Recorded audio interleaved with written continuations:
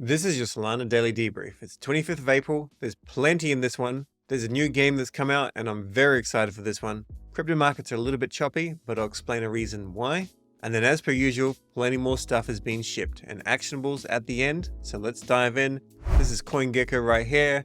You can see Bitcoin's fallen about 4%, which means Solana generally goes down more than that. In this case, it's down 8%. Ethereum is at 5%. None of this worries me. I'll go over that in a second. Overall, I don't think that Saint Pump is worried at all. Invest Answers says expect a nice V-shaped recovery soon. V-shape, in case you're not familiar, it's literally a V. So it goes down and then it goes up. It's not financial advice, it's just what he thinks. And then Mags has a great post here, all about the 4 phases of an altcoin bull market. So let's make this nice and big, and now this makes it a lot easier to understand. Now down here we can see 2016, and prior to this cycle, I wasn't involved. And also the number of people in crypto was pretty small, to be perfectly honest. But a quick little bit of history from 2017. So we go into 2017, the halving occurs. As we know, this happens every 4 years with Bitcoin. After that, there is some chop. It goes up, it goes down, it goes up, it goes down, it goes up, it goes down.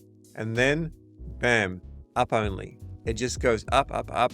This is where Bitcoin hit like $19,000 or something like that from memory. Ethereum hit over $1,300. You couldn't use Ethereum. Everything just went crazy. XRP was $3. It was insane. In fact, XRP hit its all-time high in this cycle, and it hasn't repeated it since. This cycle was known for like ICOs, a whole lot of rugs, as is common in crypto. And as usual, people thought it would go up forever. Even way back here, people were talking about $100,000 Bitcoin or $1 million Bitcoin. Then down it came. There was a couple of interesting things that came along. EOS came along. I think they did like a raise for over $3 billion. However, as far as I'm aware, EOS has not achieved anything worthwhile. Very few people use the blockchain. It's basically a ghost chain. Then there was an accumulation stage. This saw Bitcoin start to go up higher, Ethereum start to go up higher. Solana wasn't around here, by the way.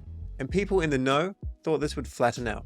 However, once again, influencers on YouTube were like, okay, it's a start, up we go. And it didn't, and it continued to go down. And then the halving occurred. This was a COVID time, it was all crazy. And then things went up only. This is where Solana went from, I think, $40 to $250 in just a couple of months. A huge amount of money was either made or lost, depending on what you were betting on. Up it goes. Then some people called this the top, and it definitely looked like the top. However, it came down, and then the bulls pushed it up again for a small little top here. But for most things, this was actually the top. And at this point, things just came on down. And they came on down to some pretty low points, to be honest. And then, like other cycles, we start to get this first leg up moving into the halving. Now, one important thing to note is that past performance is not indicative of future performance, but in general, cycles go in the same manner. So we are 5 days after the halving. We are here. We're in this chop period. This is what we're expecting. It'll be up, it'll be down. It will be confusing. There'll be leverage trades happening. People will lose money, people will make money. Ultimately, I think this is the time to be dollar cost averaging into the things that you like. For me, that's Jup, that's Sol, etc. And then we start to go up only. Exactly when? I'm not sure. There's still plenty of money to be made here. But in the past, there is chop before it goes up only. So this is a great infographic. I hope that helps. It's not financial advice, of course. Now on to Jupiter. So Jupiter has managed to reallocate 1,000 plus airdrops to the community. This was a massive amount of effort. This was led by May. May is amazing. No cats left behind. If you know about this, if you submitted your evidence and all that sort of stuff, then great, you've got your Jup. If you didn't, then you don't get your Jup, and this will not happen again. It's very, very important that you keep your private keys safe. If anyone has access to your private keys, they can take your crypto. Also, more news with Jup, kickstarting Jupiter trial workgroups. So there's going to be 3 here. The Jupiter Reddit workgroup. Reddit's very popular in the Web 2 realm, so this is really, really cool. Just basically getting a bunch of people that know Reddit, replying to questions, putting out cool memes, all that sort of stuff to bring a massive amount of Web 2 people into Web 3. Now, potentially, this could become a little bit like Wall Street Bets, a real core, crazy community that's in the know and just working as a community. I'm not referencing Wall Street Bets for trying to pump penny stocks or things like GameStop, nothing like that. More the fact that it's a coordinated community. Then there's a cadet working group, and there's a Jup.eco working group. If you want to catch these town halls, you can do so. They'll all be in Discord. Also, while we're here, make sure you install the Defillama extension. I've just pinned it and I'll link it below, but this easily shows you when there's a fake Twitter account, in this case, Jupiter's Exchange, so that you don't unfortunately get hacked. Noon has a short thread on Meteora, still one of the best choices if you want to provide liquidity and farm the airdrop. Not just farm the airdrop, although I do think Meteora will be very, very valuable. More the fact that this is a good place to learn about DeFi. You're going to make some mistakes, so go in with some small amounts, just learn how it all works. As you should already know, this is part of Jupiter in a sense. It was the original Jupiter team. The original Jupiter team was Mercurial Finance, and then they've split off, but sometimes people from each team do different things on the other side. Now how it works, and I don't actually have all the answers with regards to points, but for every $1 that you earn, you get 1,000 points. So of course, you're being rewarded for earning. Now, if you just provide $1 worth of liquidity and it's outside of the trading range, I'm unsure. I've had that question before. I imagine you're not going to get any points there, but I'm not entirely sure. That might be a little bit hard to snapshot. Either way, if you're putting liquidity into a liquidity pool, you want to be using it to generate fees. Where in April, Kamino Finance was expecting to actually drop their token in April. We still have time. Maybe we see this really soon. Bonk is making it far more accessible to actually buy Bonk.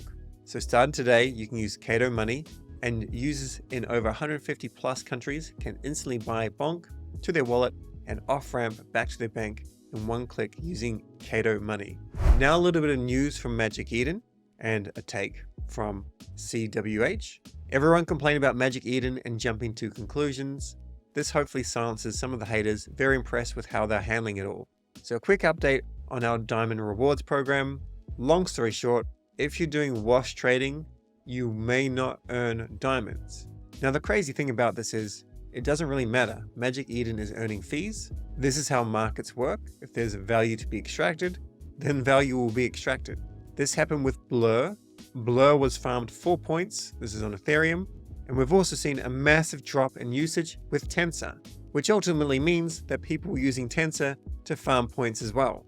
So what is my actionable advice here? Well, firstly, if you want to go and farm diamonds, go for it. But maybe you need to do it in a bit more of a smarter way so you're not flagged. At the end of the day, you're still paying a fee to Magic Eden, and in most cases, you're paying a royalty to the teams. Superteam Earn and Solana Renaissance Hackathon results are out, 140k worth of rewards, only a total of 437 submissions. This was more for actual developers, and there were some big rewards. I ended with something, but I didn't put in as much time as I wanted to, so I'll keep building that out and I'll work on that in my own time. Congrats to the winners. I hope you manage to ship something epic in the future, and also keep an eye on hackathons and enter with the team. See if you can get some funding. At the very least, you'll learn something. Now, Alpaca Dash, this is something I'm very excited for. So I did a podcast with DeFi Erwin. This will be out hopefully later today. And I've been walked through this. I played a little bit of it in alpha, and it's essentially horse racing, but with alpacas. Watch my podcast when it comes out. I think it has massive product market fit. It's fun. You've got the gambling aspect, and there's so many things. Essentially, these alpacas, they race around. They've got different power-ups. And as you level up your alpacas, you can add different power-ups. And to incentivize people actually playing the game, AlpacaDash public testing is now live with over $30,000 plus in leaderboard prizes. Currently, the expectation is that public testing will be live for about 6 to 8 weeks before it's actually released. So watch my podcast and get involved if this sounds interesting to you. I know I've covered games in the past, such as the Heist and Reavers, and they did well initially and then not well. I'm definitely not here to speak poorly of any teams, but I guess sometimes tokenomics just don't make sense, and asset prices fall, and even though they're building out things, as soon as your NFT drops massively, then people aren't interested. For context, the actual competition, I guess, in a way, to this game is Photo Finish Games, and they've been doing very, very well with their horse racing studio. However, I think this has more potential because it has a lower entry, it's about 1.5 SOL, it's more fun, and they've also been building it for 14 months. Next up, we've got Blessed Burgers. If you're playing this game, you have 48 hours from yesterday, so whatever this is, probably like 30 hours or so, to actually go and submit. Make sure you do this, And also keep in mind there are some listed on Tensor. If you have listed one of these on Tensor, if it doesn't sell, set a reminder and take it off Tensor and actually vote with it. Otherwise, it will be burnt. There's a DJ Ape Opal auction on. You've got 24 hours. You've got about 12 hours left. And you bid with opals. Next up, we've got Slerf. I'm covering this because people are going to ask me about it. I'm not covering it because I like it. I will not be doing anything with it. They have their launchpad with OKX. As you know, Slerf, they messed up $10 million worth of Sol. Absolutely crazy. They have a supply of 10,000, 5,000 already pre-sold. If you like it, maybe you'll do well. I'm not going anywhere near it. Min price, 5 Sol, absolutely insane. 5 Sol right now at $150. Why? But they're launching with OKX. I'm not sure exactly how this is going to be done. Like, is it going to be done on the actual exchange? Or are they launching it with the OKX web wallet? Not entirely sure, but if you're interested, check it out. Probably won't be covering it anymore. And I agree with Bobby's take. Meme coin trying to do an NFT collection is the dumbest thing ever. He has gone and sold his Slerf. Later today, 6 months in the making, StudioNX, the comic that's based on our own life after college, getting stoned, causing mayhem, and trying not to get evicted. Plus it's packed with laughs, utility, and even some hidden prizes. I will be minting this. I don't even know what the cost is. I believe it mints today, so I probably should know what the cost is. Let's see if it's anywhere here on their Twitter. It should be around 6 p.m. UTC time, and I'm just going to actually just tweet it out when I find what the price is.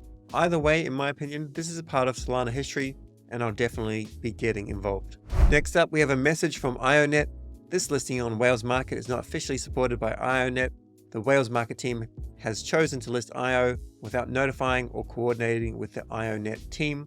Please exercise caution. So what does this mean? Whales Market has done bad. They shouldn't do this. No, not at all. This is silly. This is what a decentralized market looks like. And this sums it up really well. When the decentralized AI team finds out about decentralization. In a world of decentralization, you don't need permission in order to do something with a token that's on a blockchain. It's a pre-market. People should be aware that the price they're going to sell it at or buy it at is not what the actual listing price is. We can see that the current price on Whales Pro is $4, suggesting an initial market cap of $2 billion and a fully diluted valuation at $3.2 billion. This next part, of course, is not financial advice in any way, but typically, if you have an allocation of these tokens, if you sell them now pre-market, they tend to drop after actually listing. I don't have any ionet tokens. I know I've been asked to cover it. I put my researcher onto this and there was just difficulties with the software. So for now, I'll probably skip it. Also, the Solana meme coin, MANEKI. This was airdropped to Solana Mobile Saga holders and Chapter 2 pre-orderers.